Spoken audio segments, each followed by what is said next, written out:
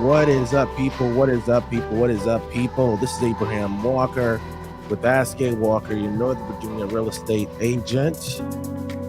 Coming back at you with another live stream show. We go live every night at 8 p.m. Eastern Standard Time. So we're so glad that you could join us on tonight. The way our show works, I have some prepared content from 100 questions every first-time home buyer should ask.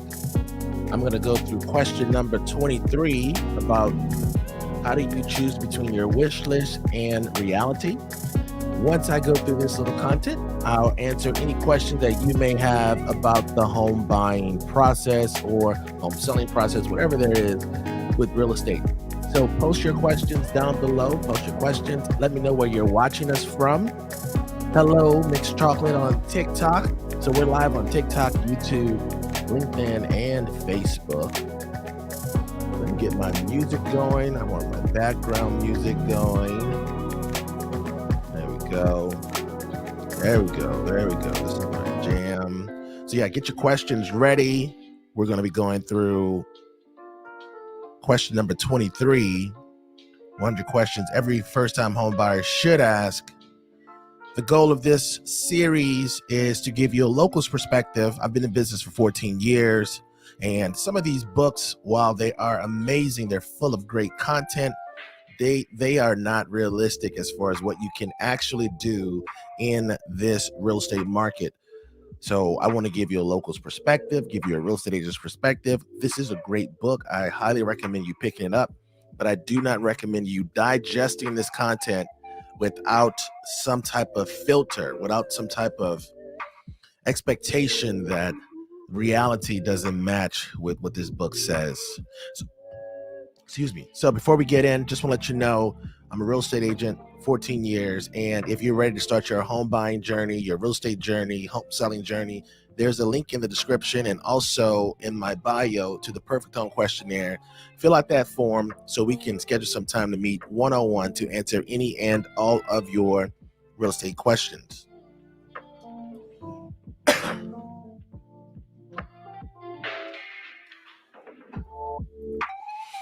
Okay, so let's begin.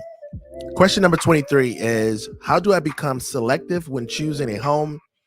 Let me get you all a better view. There we go. How do my wish list and reality check help me? Okay, so one of the things that's going to be probably the most challenging thing for you as a first-time home buyer, just a buyer in general, is to come to terms with the fact that the market dictates much more than you probably expect. It's oftentimes when we meet somebody for the first time who is a first-time home buyer, and also when someone is relocating to this area where they have preconceived notions about what they can purchase in Northern Virginia. And as a lot of people know, Northern Virginia is a high cost of living market. That means that a lot of people here make money. A lot of people here make a lot of money. That means that a lot of houses are expensive. That means that a lot of people afford expensive homes and they think nothing of it. So you have to start to wrap your head around that you are a participant in the market while also making the market yourself. It's hard to come to terms with the fact that this is such a big purchase. This $500,000, $700,000, $1.2 million, $2 million purchase. You want to feel like you're in control because when you've purchased other things in your life, you've had more control, more say about what was going on. But when it comes to real estate, you can only buy what's available, and you can only compete against the individuals who allow you to compete.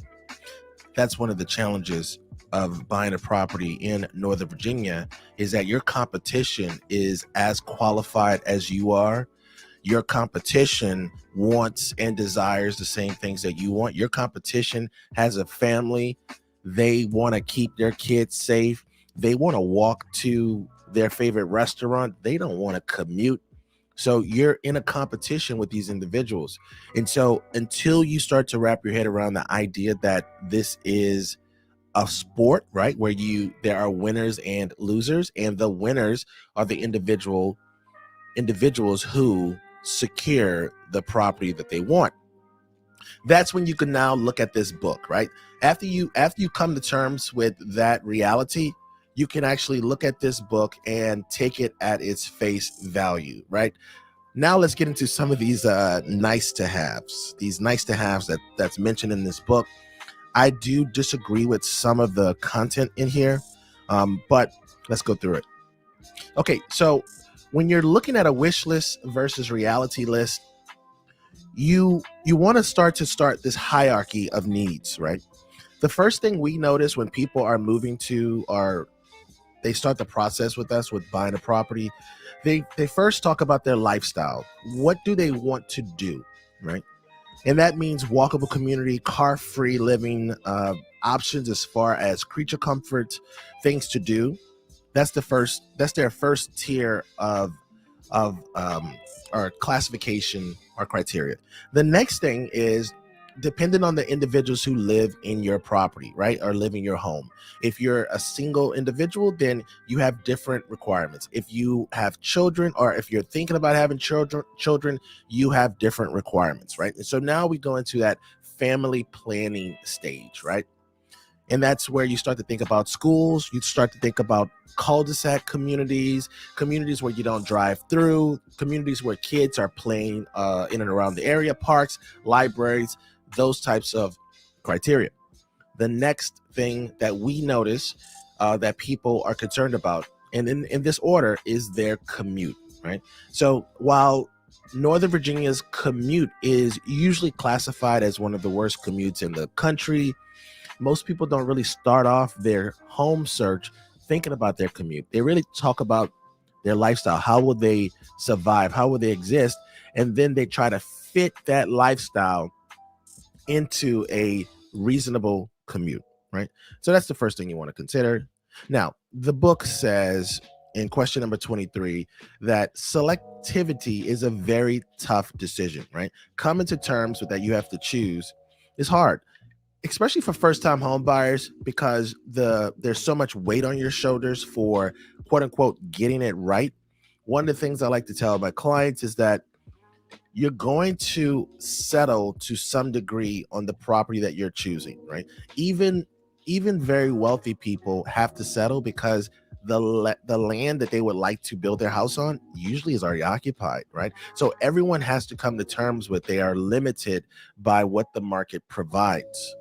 When you can appreciate that limitation of having to settle or settling, then you don't look at your home purchase as something you have to get right?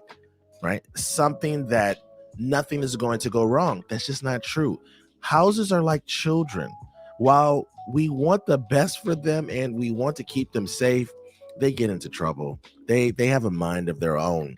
This is how houses are. Houses have so many systems, so many quirks about them. Also, the location is another thing too, where maybe you get the property that's in the right location, but then you have the wrong neighbors, right? You can't choose your neighbors.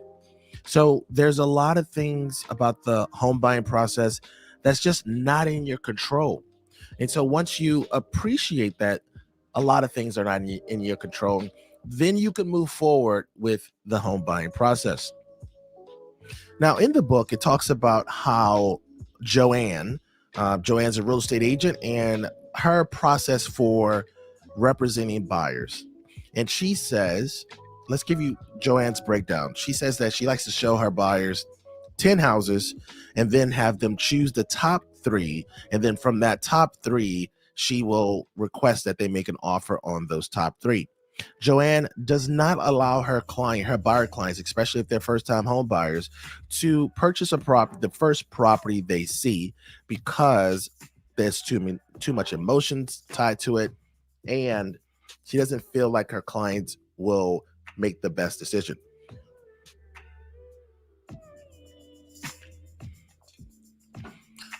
I want to let you know, Joanne doesn't work in Northern Virginia. And while Joanne means well, Joanne is talking about what can happen or the process that would occur in a buyer's market where homes are not selling quickly, where there isn't a huge amount of demand, and the idea that you're going to be able to see 10 properties is not realistic. 10 properties that meet your criteria in Northern Virginia, you're going to have to spread those 10 properties across a wide region. And then a lot of those properties are just not going to meet your commute requirement, right? Or your family planning requirement or your lifestyle requirement. So you want to make sure that you start this buying process, whether you're a first-time home buyer, relocating buyer, or move-up buyer. You want to start this process knowing that the inventory in Northern Virginia stays low. It's been low since we've been here, and we've been here since 2013. There's just never been a whole lot of inventory. So you're going to have to wrap your head around that. The first property that you may see, it may be the property you put an offer on. Now, keep in mind, a lot of things have changed as marketing has changed to where you just know a little bit more about real estate than the previous generation. Previous generation or our parents' generation, they purchased properties where they really relied on the real estate agent and they didn't really have too much knowledge of their own about the process. Whereas now we have so much information that's available to us through the internet and through online portals that you kind of have a sense for what a property is like before you get to it, right? Either there's photographs, color photographs, right, with wide angle lenses. There are property tours that could either be virtual or some type of something that you could actually move through the property yourself, self-guided tours, video tours. There's all these different things that are available now to us that weren't available to us in the past when this particular book was written. Okay, so let's move on to the next point, right? So Joanne would like, and this is no offense to Joanne, I'm pretty sure she's a lovely person. Joanne would like her clients to make a tiered list where they choose from the top 3 properties. I'm going to say that the idea that you can treat buying a home like HGTV is it's not realistic. On HGTV, you see the people walk through 3 properties. They're excited about all 3. One of them is perfect. Another one is not is horrible, and then the third property is somewhere in the middle, right? And then this person has to choose between those 3 options when everybody can see which option is the most likely. In reality, when you see even 3 properties, they're all going to be kind of similar. Because this is a high cost of living market, the properties are well maintained to a certain degree, right? In a high cost of living market, people have more disposable income. So that means that a lot of people in this market, a lot of homeowners have the ability to maintain their properties to a certain degree. So there's not going to be your traditional fixer uppers, right? There's not going to be those traditional horrible paint colors. There's not going to be what you expect to see in maybe a market where there isn't as much income, a disposable income with those homeowners. There is a recommendation here that I think that you all could take seriously and implement in your strategy, which is whoever is a decision maker, whoever influences you, whoever you're going to need feedback from should attend your first showings with the property, right? So just this week, I was showing some properties to a first-time home buyer, signed up with this for my YouTube channel. And actually they were a referral to us, and they were looking at a property, but this was our first time going out to see the property. Well, when we were in the property, this individual FaceTime their parents to show them the property. Now, after they first FaceTime their parents to show them the property, I got out of the property, right? I let them do their FaceTime, didn't interrupt them. And then at the end, I said, so it sounds like you want to make an offer on this property because you're involving your parents. And she was like, no, I don't want to make an offer. I just was showing them the property. Again, if you the people who you know are going to influence you, right? Especially if your parents are going to be helping you or assisting you with the down payment or with any type of the funds, and you know that you need to get their opinion about the property, you probably want to loop them in to the transaction at an earlier time, not just a showing. You want to talk to your parents about financing. You want to talk to the people that's gonna make up your team and fill them in on everything, right? So in this book, it talks about how if you bring somebody you know is a decision maker to the second showing, which we're going to talk about, if you bring them to the second showing, then this person is going to be looking for the negatives. They're going to be looking to try to quote unquote kill the deal.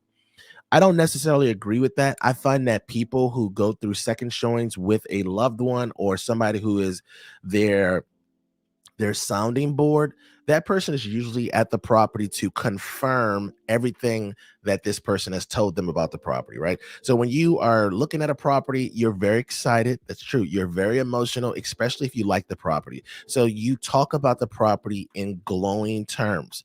So if you bring another set of eyes with you, right? Somebody who knows you, likes you, you also trust, then that person is going to give you a perspective with you in mind. Now, this person also has a biased perspective where they're also thinking about themselves. But if you put that to the side, this person is also going to keep you in mind inside of that transaction. Okay, let's talk about one of the things I found absurd in this book. This book recommends that you do not buy a property unless you could see it 2 times. They say that you only want to purchase a property after the second showing. In Northern Virginia, our listings move too quickly for you to have the ability to have a second showing. Now, this book also recommends that, you know what, in the event that the market is moving too fast and then listings are selling very quickly, you can't get to a second showing. You just have to embrace that and deal with the fact that you'll lose out on a lot of properties.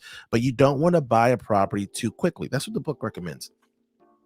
I just want to let you know that houses, right, in your criteria, whatever the house type is, there's only going to be so many things, so many variables that come up with the property that are really going to be different from any other property in your budget, right? So think about your budget like shopping for eggs at the grocery store. There are some people who like the generic eggs. Generic eggs are going to be the cheapest, right? There's some people who like the mid-tier eggs. The mid-tier eggs are going to have, cage-free, the brown ones, or they're going to have some type of verbiage on them. And then the upper tier eggs are going to be the organic, something that they said that the farmer had the chicken sleep inside the house or something like that. Something absurd, right? Those criteria are budgets, right? Those are all budget restraints. Your budget is going to open up a certain type of properties, a collection of properties that are going to fit your criteria. All of those properties are going to have similar, very similar conditions. They're going to have similar layouts. They're going to have similar everything. So when you think about the idea that you want to have a second showing in a fast moving market, a lot of the properties look the same. So you wanting to have this other criteria is likely to be unrealistic unless you're purchasing a property that's over $1.5 million, unless you're purchasing a property, I would say that $1.5 million is really when you get into the properties that really start to move slower in the Northern Virginia market. Anything under $1 million for the most part is going to be moving quite quickly because there is more demand for that product. So set yourself with a realistic perspective. Set yourself up for success and don't be a little bit more relaxed about this process, right? There's definitely going to be there's definitely going to come a point in time when you're going to have to settle and you're going to have to come to terms with what the market is going to provide you. So let's talk about the property types, because this book recommends that you see all property types before you make a decision. This is also something that's unrealistic. In Northern Virginia, a condo will cost you anywhere from $100,000 up to $2 million. A townhouse will cost you anywhere from $300,000 to $2 million. A single family home would cost you anywhere from $500,000 to $10 million, right? The sky's the limit on a single family homes. Your price range really determines what property types you're going to see in all those categories. Your price range is also going to determine the location of that particular property. You can find a $600,000 townhouse in Arlington, but that townhouse is probably going to be located in an area that only has really small townhouses, right? 2-bedroom townhouse, 1 bath, 2-bedroom, 1 bath townhouse. But then you'll open yourself up to maybe a 2-bedroom condo in Arlington at the same price range, but it'll be no single families whatsoever. So you see how you're not going to be able to see every property type like this book recommends. The book also recommends that you look at new construction in addition to resale properties. This is a fallacy. This is not realistic because in Northern Virginia, we are a major metropolitan area that was built out at the start of the Pentagon. So when the Pentagon was launched, that's really when Northern Virginia became what we know it to be today, right? And so that means that there is almost like this core of Northern Virginia, which is going to be centered around the Pentagon, and then it grows from there.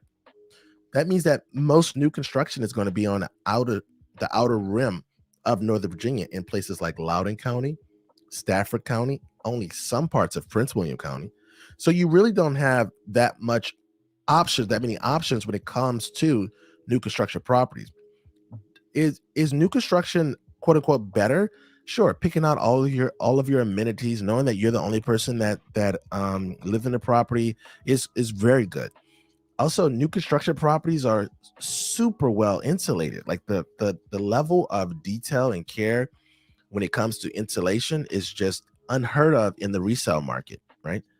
But if you're going to have a quote unquote reasonable commute, what you would like to call manageable, then it's likely that new construction isn't going to be on the table unless you work from home, right? Or unless you don't mind, an hour and a half commute into the core where everybody works, right?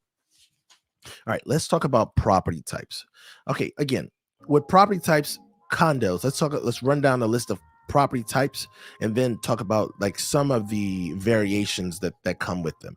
And price is always going to be the thing that opens up your options as far as variety.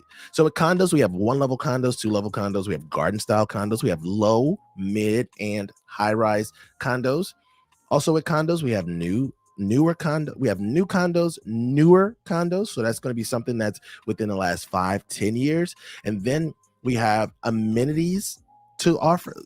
Different condos have different amenities.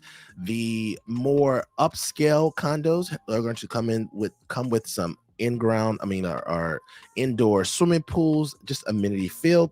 That is going to be a different price depending on your taste.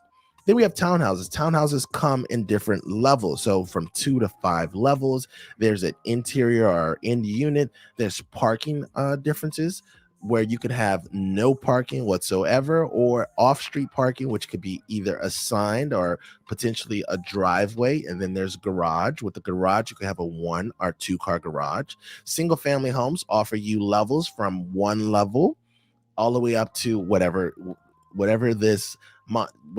property type. I guess the most levels I've ever seen in a single family home is 5. So let's say 5 levels. So from 1 to 5 levels. Also, where is the owner's suite in the home? If it's on the main level, then that could be a more modern property. Or if it's only a 1-level home to begin with, then that is just all you have to deal with. So there's also floor plans, right? The floor plans of these different properties, they're going to vary depending on their age. All of these variables will determine what you pay for a property. All right. We're moving through this content.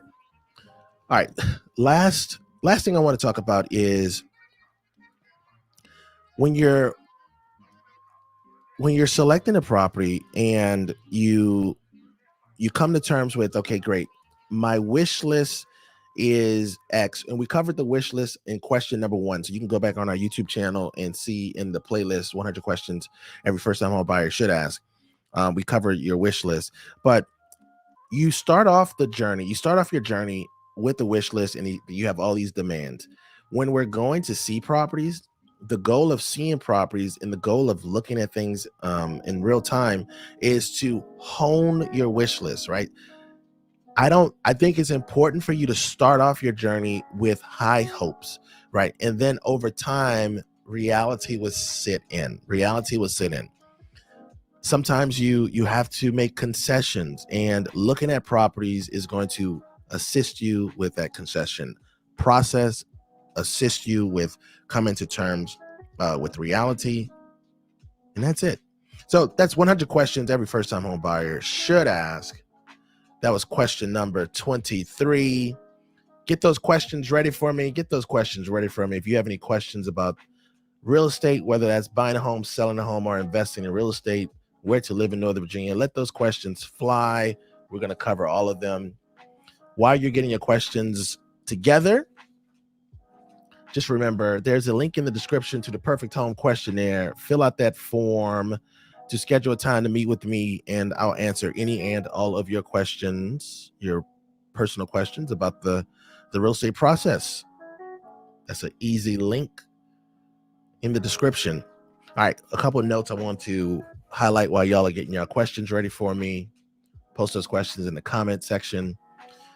With the second showing, another reason why second showings are hard to come by is when the market is speeding up. So a lot of people buy houses during the spring market. The spring market, it represents almost 50% of all our transactions, and that's in most markets. And when I say spring, I'm really talking about like this spring, early summer season. That's the spring market. That's when we have the most churn of properties.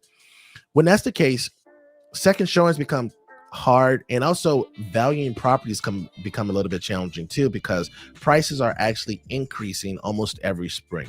So a normal comparable analysis, which is one where a comparable market analysis, or CMA, which is probably what you've heard of, a comparable market analysis usually takes the last 6 months of data to come to some type of number or range as far as like what you should offer on a given property. During the spring market, we cut that time down to like the last 30 to 60 days, because we have so much more new information, that the new information is really how you make your prediction as far as like how would you win a property. This is assuming you're in a multiple offer situation. If you're talking about a stale listing, right? A stale listing is one that's been on the market longer than a week, right? A lot of people think that a stale listing is one where it's been on the market for several days, right? Like, or several weeks, right? And they think that the seller is so stressed. That's not really true. A stale listing is really one that doesn't go into contract the first weekend.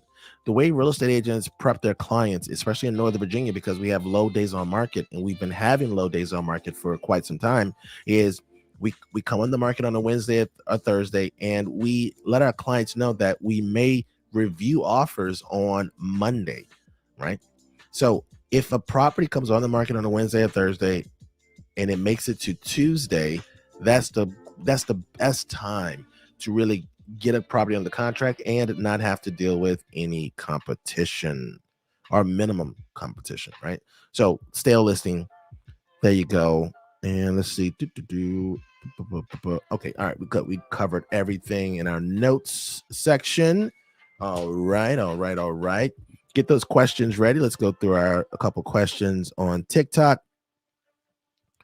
What do you think about, let's see, hello. What do you think about wholesaling in real estate? What do I think about it? Wholesaling requires wholesaling is like an information advantage game, right? So you have information about what the value of this property is. You're withholding that information from another individual, and so it requires you to have someone who is usually less savvy, someone who doesn't have access to a lot of resources. So I don't particularly like the wholesaling game, but I'm also a real estate agent. So if a wholesaler approaches a client, and for people who don't know, wholesalers are individuals who go to a owner and then they tell the owner, hey, look, I want to buy your property. They put the property under contract. They take that contract and then they sell it to somebody else because they know they've purchased that property under market value, right? But the owner of that property, for a wide number of reasons, may be actually okay with this gap in information, right? This gap in value that this person who didn't have to do anything to the property, who's only selling the contract, is getting away with. But that's an information advantage. Since I'm a professional, I'm a real estate agent, when a client reaches out to a real estate agent, then they're automatically going to be up to date on what their property is worth. So the wholesaling industry is at odds with the real estate industry as far as the professionals are concerned, because professionals their goal is to assist their clients with getting the most amount of money for their property. That's the first concern. And then the second concern is usually like the ease of that process, right? So that's the answer about wholesaling. All right, Mixed Chocolate is in Virginia. We have somebody in Lorton, Virginia. Hello. All right, what the camera on top is for? So the people on TikTok don't see the same screen that my YouTube audience or the other streaming audience see, and so they see a camera right up here. That camera is an overhead camera that shows just a different view. So that's what that camera is for. It kind of looks like it's looking at you, but that's not the case. All right, what are your feelings on single family community rentals like in Texas? Do you think it will come to Virginia?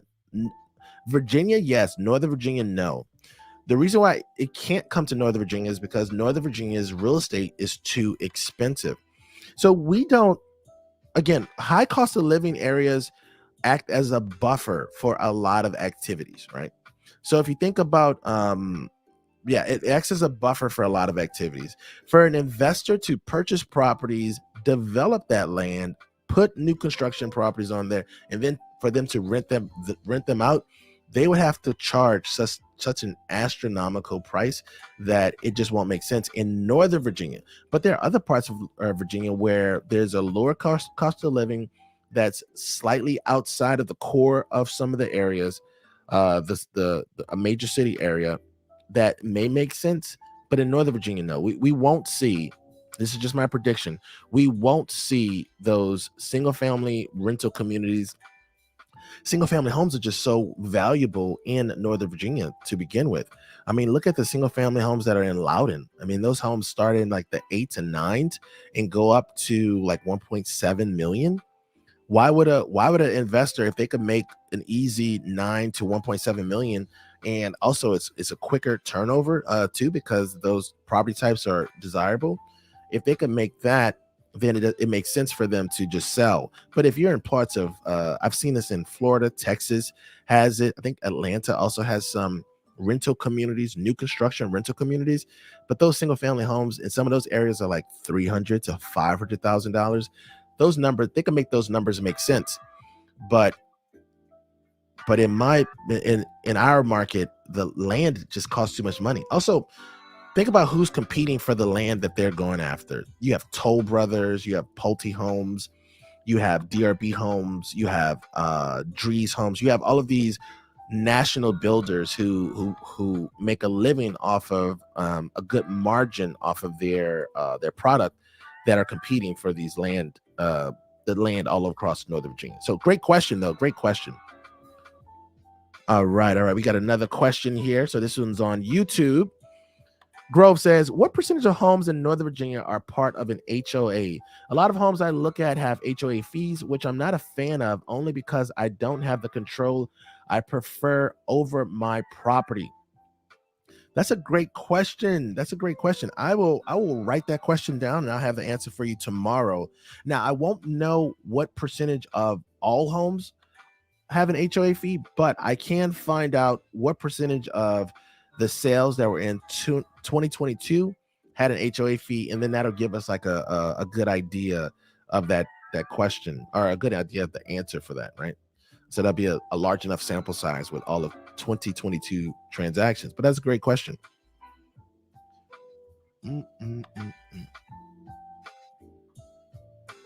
right, keep those questions coming. And like I said, or maybe I haven't mentioned on this live stream, if I don't know the question, if I don't know the answer, I'll find it for you.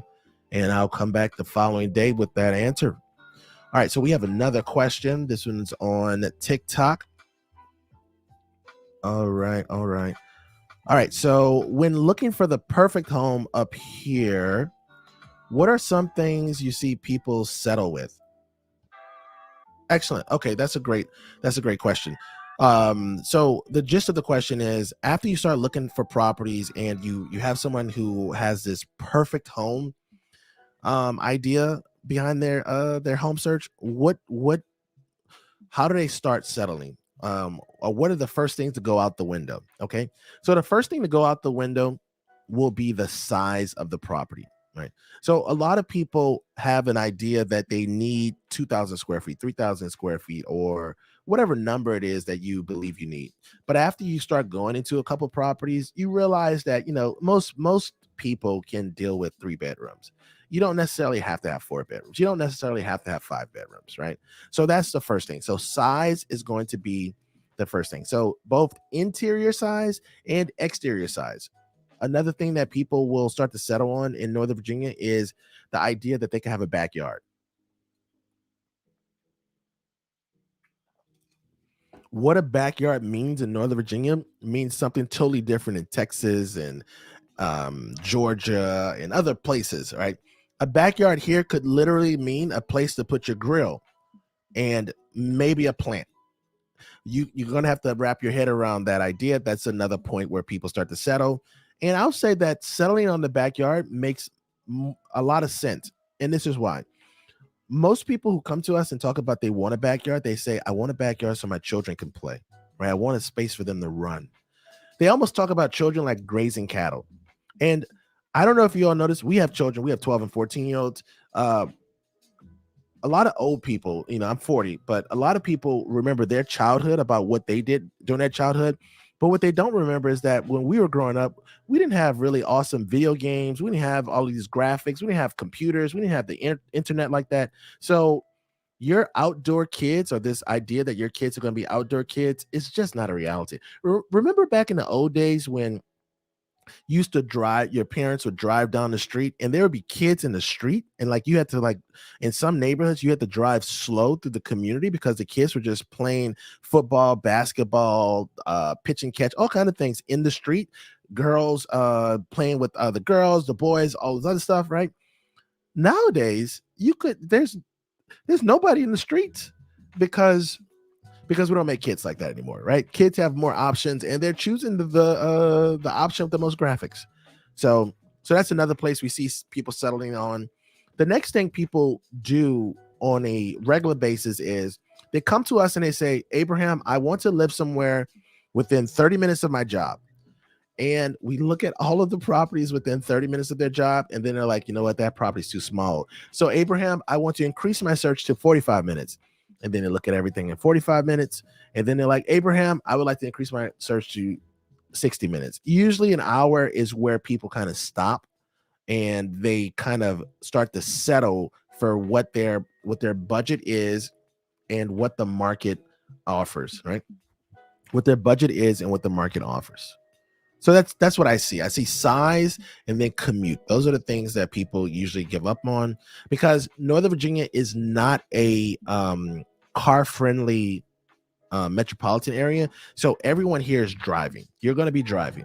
So the idea that you're driving or that you're trying to pick a place where you don't have to use a car, that's just not a reality. So since that's the case, now people are really deciding, well, how long do I want to drive? Am I going to drive for a long time? Am I going to be driving all over the place?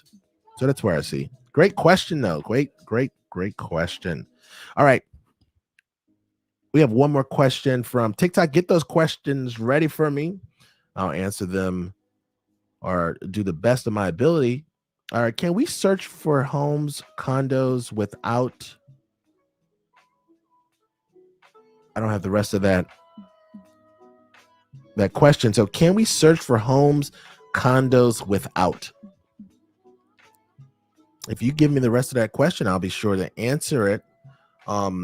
As far as what agents have access to, since we have access to the MLS, there's different fields that we can select for as far as the criteria is concerned. So there should be a way to select for certain things. I don't know what this question is going to say at the end. I feel like it cut off. But yeah, let me know your question. What do y'all think about this series? How do you like us going live at 8 p.m. Eastern Standard Time every day? We cover one question out of 100 questions every first-time home buyer should ask, and then we open it up to your questions. What do y'all think about this? Is this a cool idea? Do you like it? Do you like having access on a regular basis like this?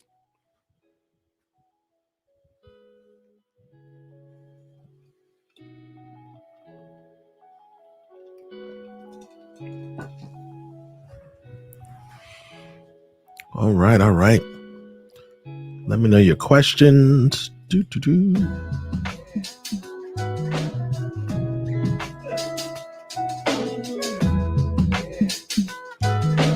me know where you're watching us from. Where are you located? Post that down below in the comment section. We'll stay on as long as you have questions.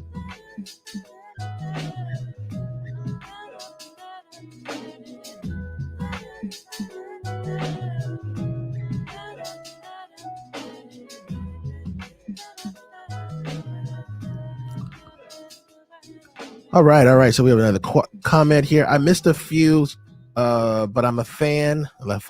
Excellent. So she's talking about the live stream. She's missed a few live streams. Yes, we understand you're going to miss a few.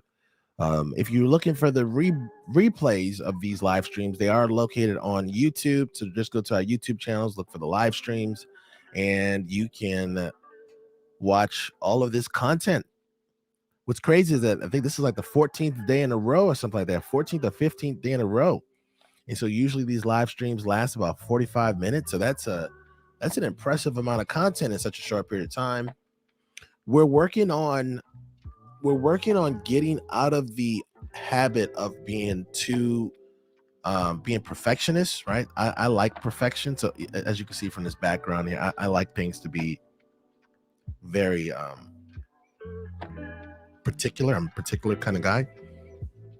But after 14 years of doing this, we could really just go through a book, talk about some concepts, and then give you my local perspective on it, right?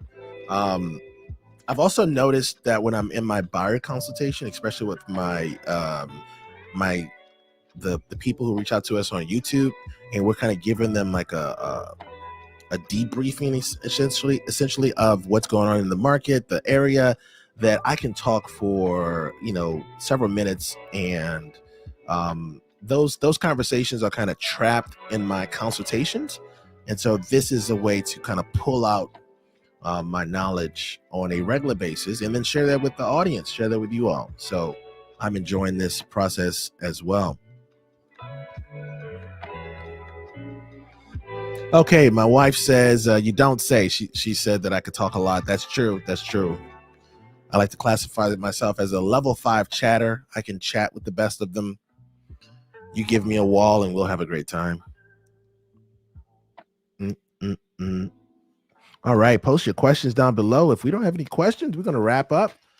So this is going to be the last call for questions. We'll let this song play out.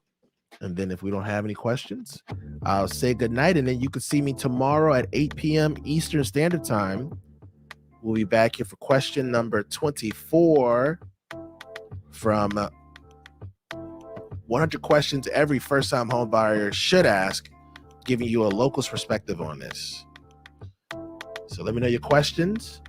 Last call for questions.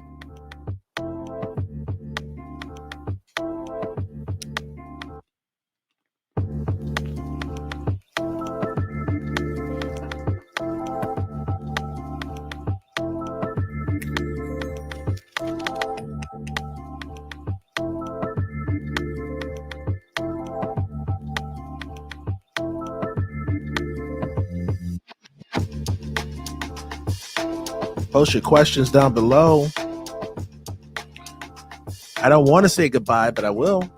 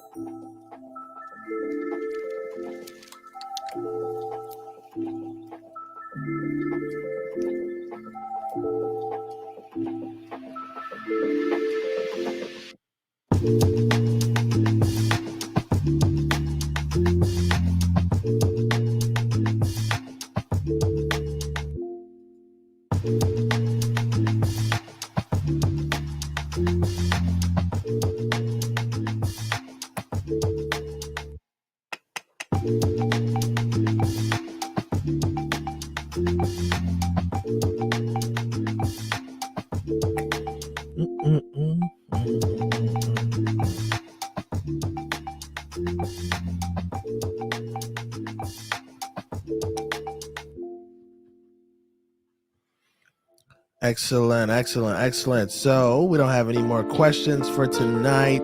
Thank you all so much for joining us. Just want to let you know tomorrow we'll be back at 8 p.m. Eastern Standard Time to cover question number 24 from 100 questions every first-time home buyer should ask. It will be I believe it's going to be an entertaining show. We'll learn a little, and then we'll answer some more questions at the end of the show. I just want to let you know on February 6th show, we will get into the numbers for January 2023. So we'll talk about some of the sold data. I believe we're going to talk about just Northern Virginia as a whole. And then like the following shows, we'll talk about the different areas, right? So we'll break down the different areas. So that's something you can stay tuned for. If you're ready, there is a link in the description to the Perfect Home Questionnaire. In the event that you're ready to start your real estate journey, once you fill out that form, we'll schedule a time to meet with you online via Zoom to answer any and all of your real estate questions. I hope you all have a great day tomorrow. Tomorrow is supposed to be Saturday. It's going to be frigid in Northern Virginia. So I don't think we're planning on going anywhere. I think we're going to the city on Sunday with the fellas, with the family. So I hope you all have a great start to your weekend. I hope that it's enjoyable, and also I hope you stay warm. Until tomorrow, peace.